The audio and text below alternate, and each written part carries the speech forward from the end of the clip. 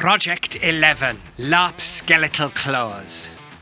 Do you want to see my minion make claws that you can use to attack your friends? Then watch this great, glorious video! Chapter 1, Foam Crafting.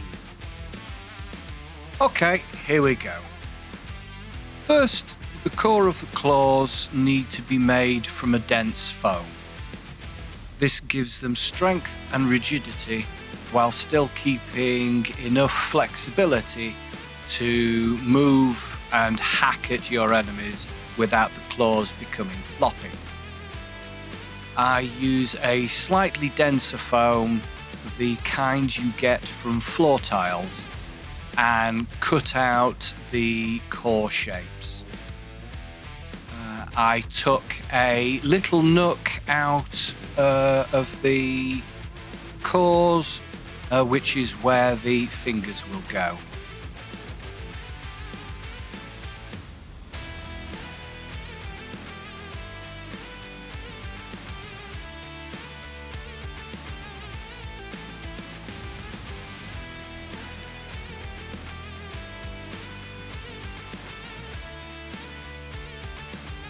Here I'm gluing the tips of the gloves and getting them ready for the denser foam to be attached.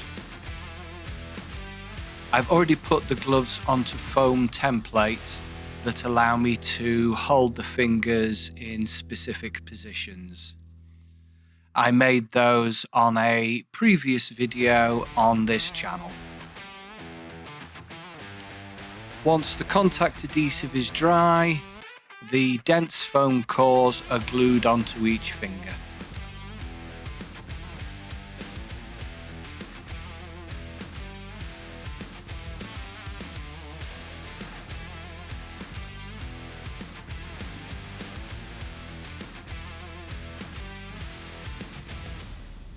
After that, I use the multi-tool to shape the foam closer to the ideal form. I intentionally make the cores larger than needed because it's always easier to remove foam than add it. And any added joints are never as strong as uncut foam.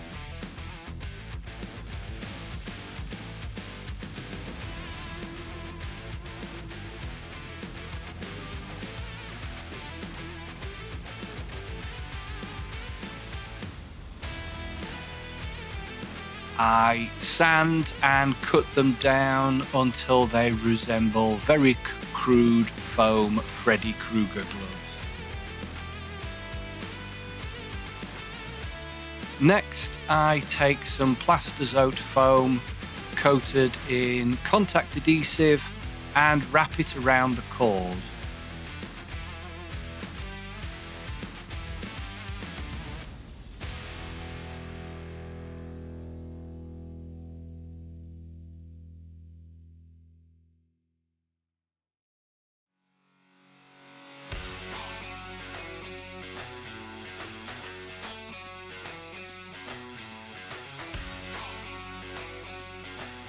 This softer foam layer becomes the base for the layers that we're going to be shaping and carving to look like the skeletal figure.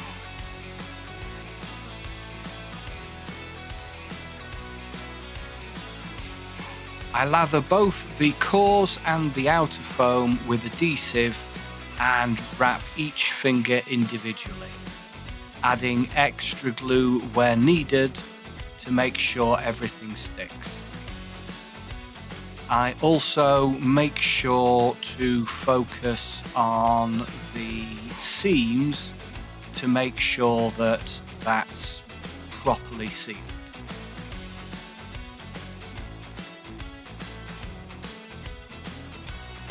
The length of the softer foam is cut to be longer than the cores so that excess can later be shaped into the curved fingertips, the actual claws themselves. Once everything is wrapped, I leave the adhesive to cure overnight before trimming the excess.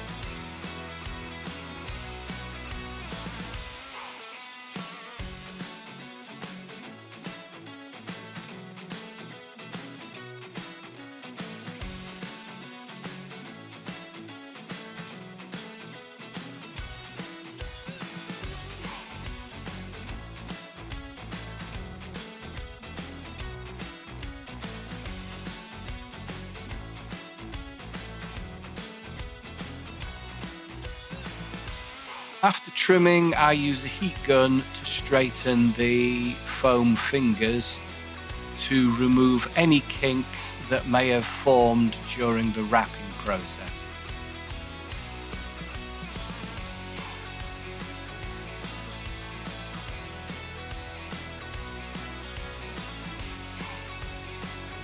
Then I use the heat gun again to curve the softer foam that extends past the dense cores. These will become the final claw tips.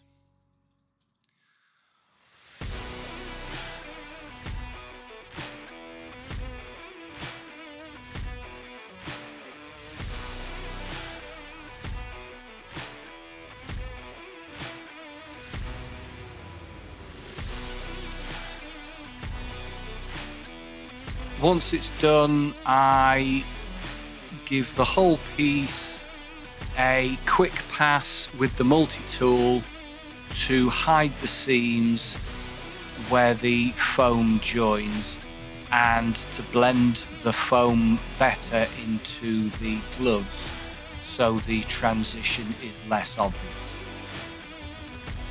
I start roughly shaping the claw tips to start giving them definition.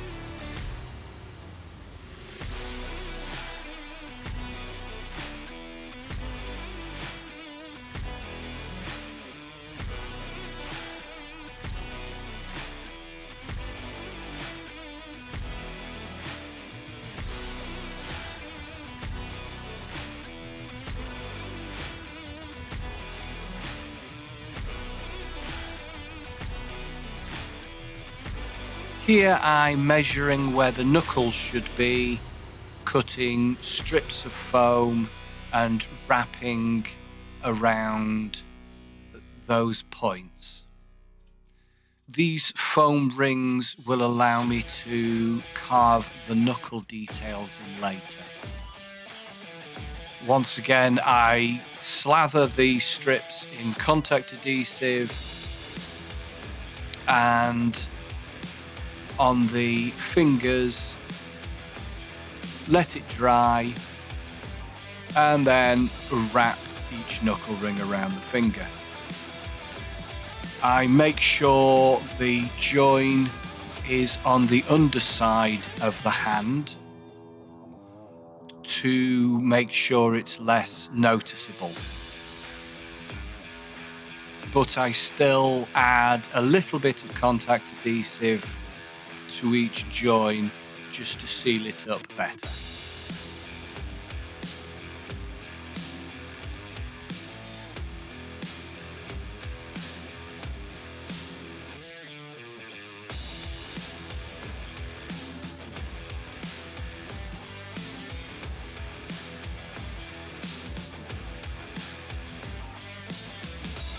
I speed up the drying with a heat gun and repeat the process for every knuckle. Every single knuckle. 2 per finger, 1 for the thumb.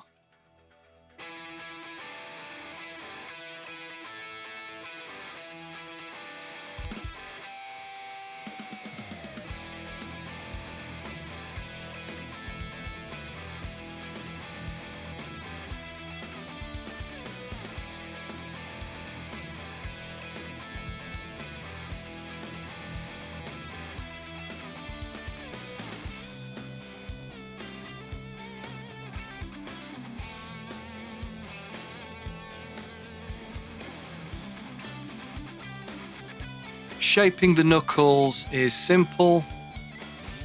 Each end of the foam ring is sanded down to blend it into the finger, leaving a raised bump. And then I carve a groove into the bump to create the basic knuckle shape. I then refine it so it looks less round, more natural, like two bones meeting. After that, I go back to shaping the claws, making them more pointed, curved, and consistent in shape and size on each finger. Remember to wear a respirator here because sanding foam creates a lot of microplastic dust. Something that we all should try better to keep out of our lungs, because trust me, it gets everywhere. I shape around the base of the claws where they meet the fingers to give the impression that the claws are growing out finger bones.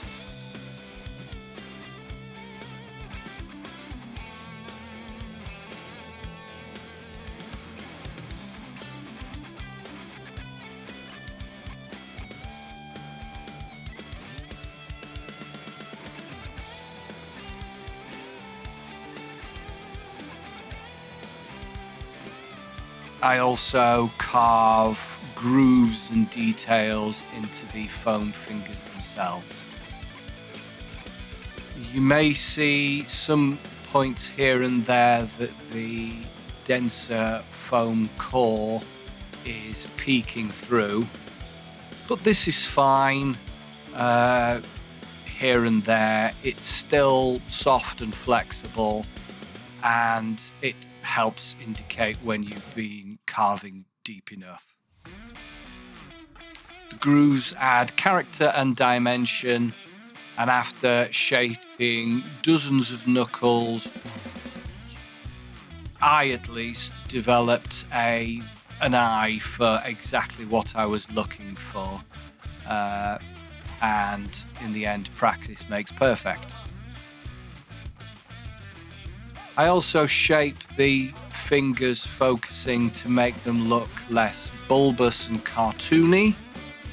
You want a certain exaggerated look because you want to emphasize what it is. But there's a balance to be had, and it's always about personal preference. Adding slight angles here and there helps them look more like what I'm imagining actual finger bones would look like, or at least the suggestion of fingers.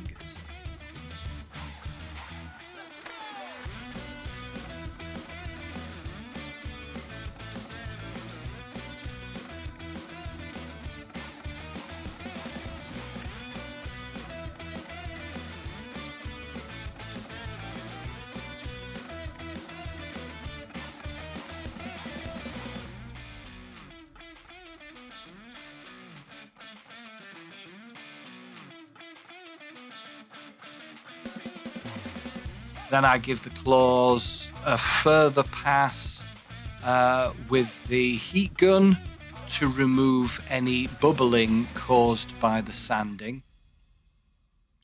Because the tips of the fingers, the claws, were originally bent using the heat gun, reheating them sometimes can cause them to straighten out. So it's good to remember that they need to be reformed as and when needed. Over time, as you keep doing it, the foam will remember the shape you want it to take, and it will be less prone to straightening out.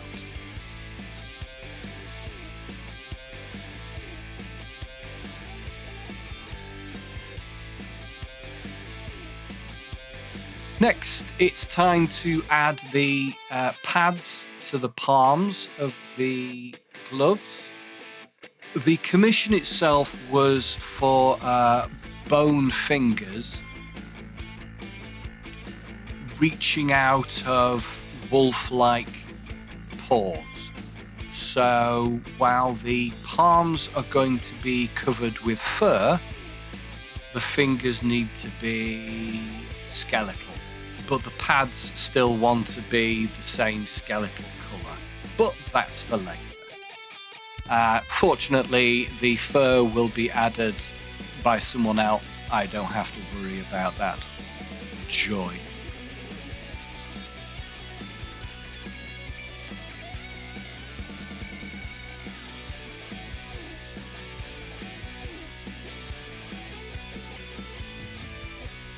Fool minion. Obviously did not listen to my instructions. Yes. And yes, I made a mistake with the pad shapes, which we'll fix later. Once I'm happy with the foam work, the entire prop is covered in a coat of diluted contact adhesive to improve adhesion of the latex coat.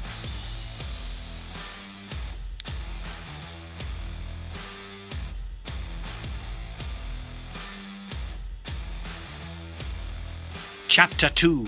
Latexing.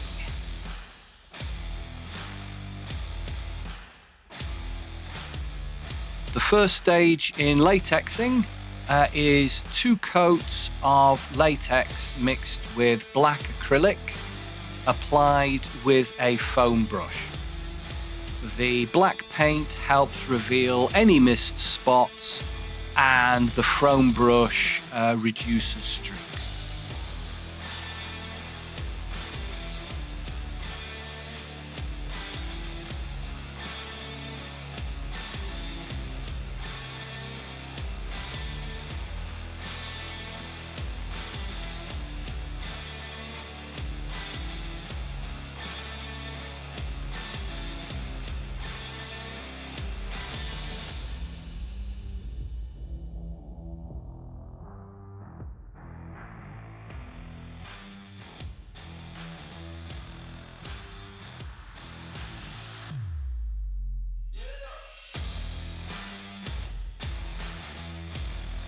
After the painted coats have fully dried, it's time for the dunk coat.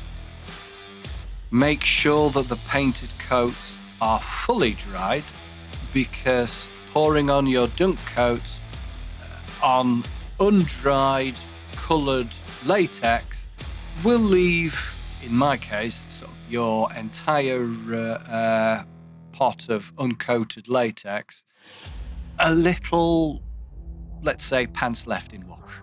The dunk coat involves ladling clear latex over the props from a food-safe barrel, covering everything and sometimes myself. I make sure to blow out any bubbles in the latex and hang the props over a radiator to dry.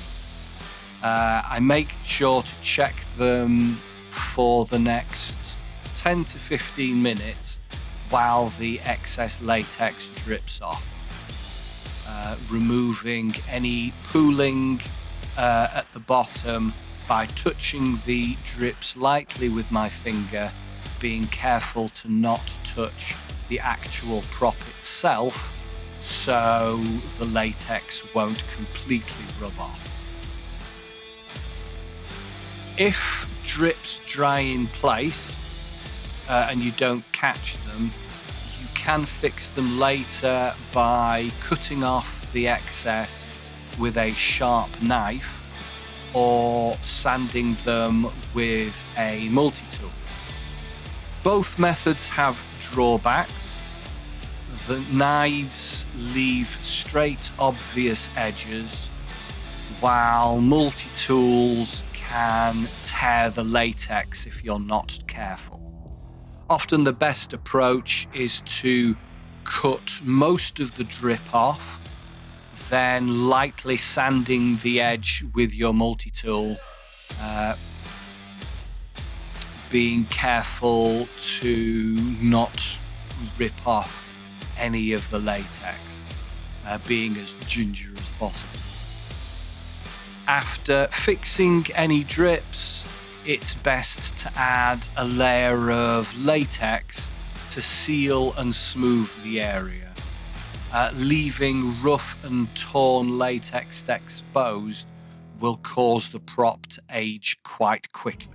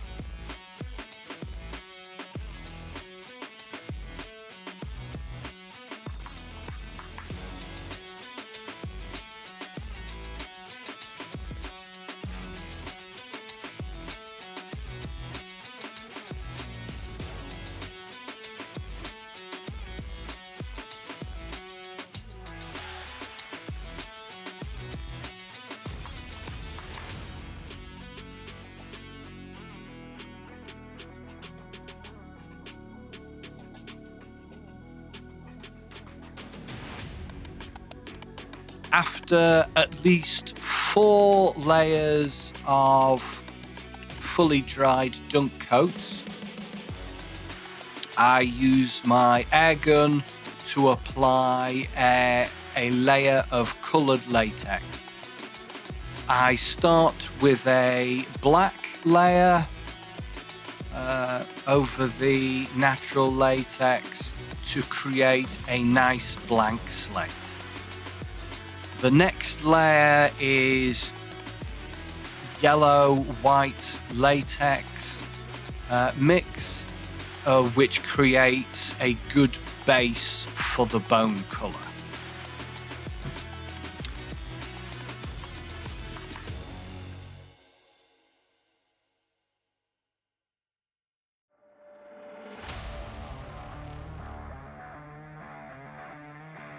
Now we must have another chapter to fix Minion's mistakes, yes. It's at this point I realise that the pads on the palms were the wrong shape and the wrong orientation. I have to get a very sharp knife and cut off the foam pads as close to the glove as possible.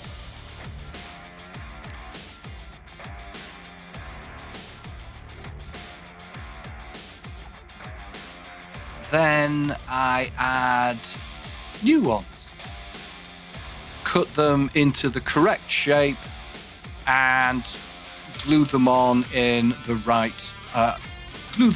the right way round. I make sure to add an extra thick layer of contact adhesive here.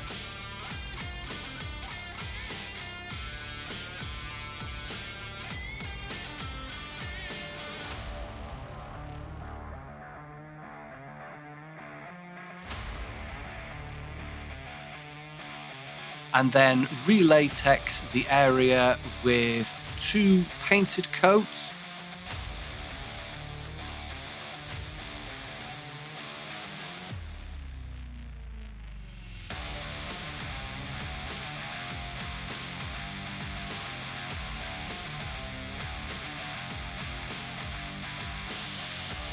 Paying special attention to sealing the join with a detail brush. And once those layers have dried, doing the dunk coats and hanging the gloves in a specific way so only the pads get covered in latex. Fixing mistakes like this can be tricky, but catching them early makes the process a lot easier. It's more difficult if the part you're making is of a shape where it's impossible to do the dunk coat without covering the entire piece. Sometimes it is just easier to remove the layers of latex and start again.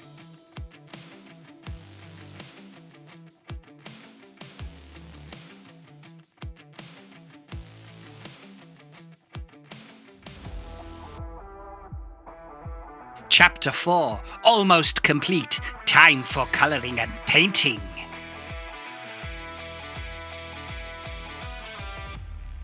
Once all the layers of latex have been sorted for a second time, it's time to start with the actual painting. The first layers are roughly painted, dry brushed coats of off-white bone paint mixed with latex. This goes over the yellow layer to add depth. I intentionally paint roughly, letting some of the yellow show through. I actually use cheap tester pots of wall paints, which work perfectly well when mixed with latex. I build up several different layers of shades, finishing off with a layer of white dry brush to bring out further the highlights.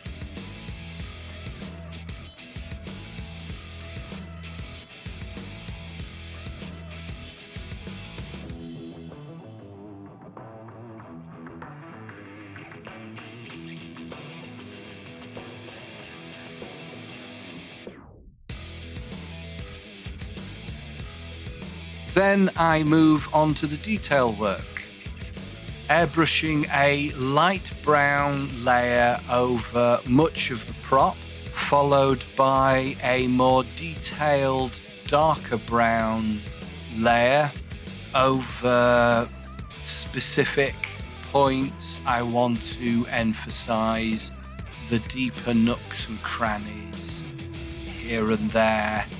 And then finally, I give a very light coat of black over specific points I want to emphasize. I generally prefer to go lighter and work darker with the colors when using an airbrush, because it helps bring out the details better. Standard airbrush acrylics are perfectly fine on the latex. As long as the coats are thin, they won't crack on the latex. But you do have to remember to give the entire prop a coat of Isoflex to seal and protect it.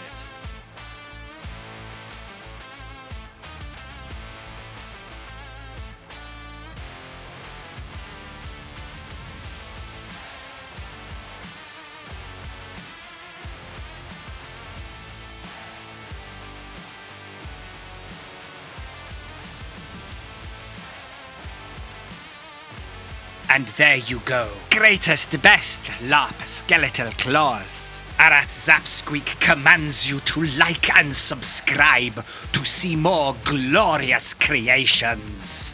And why not show your wisdom by writing comment of how glorious great I, Arat Zapsqueak, truly am. Yeah, that'll do.